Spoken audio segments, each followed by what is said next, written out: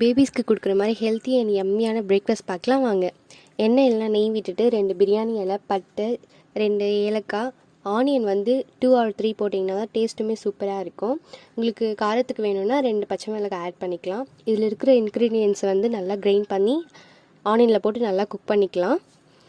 Onion வந்து ரொம்ப வதங்கணும்னு அவசியம் கிடையாது, கண்ணாடி பதம் இருந்தாலே போதுமானது. உங்கள்கிட்ட என்ன வெஜிடபிள்ஸ் இருக்கோ அதை நீங்கள் ஆட் பண்ணிக்கோங்க. லைக் கேரட், பீன்ஸ், பொட்டேட்டோ, இது போல் உங்கள் பேபிஸ் என்ன லைக் பண்ணி சாப்பிடுவாங்களோ அதை நீங்கள் ஆட் பண்ணிக்கோங்க. கொஞ்சமாக நான் கொத்தமல்லி இலை போட்டிருந்தேன். 1 பவுல் அரிசி எடுத்திருக்கேன். ஸோ அதுக்காக 1 பவுல் அரிசிக்கு வந்து 1 பவுல் வாட்டர், 1/2 பவுல் வந்து நான் தேங்காய் பால் எடுத்திருக்கேன். உங்களுக்கு வேணும்னா ஃபுல்லுமே நீங்கள் தேங்காய் பாலும் ஆட் பண்ணிக்கலாம்.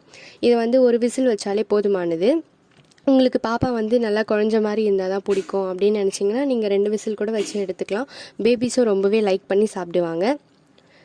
இது போல் செஞ்சு கொடுத்திங்கன்னா அவங்களுக்கும் ஒரு இன்ட்ரெஸ்ட் இருக்கும் சாப்பிடணும்னு சொல்லிட்டு.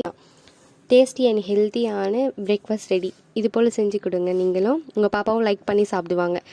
நெக்ஸ்ட் வீடியோவில் பார்க்கலாம். பாய்.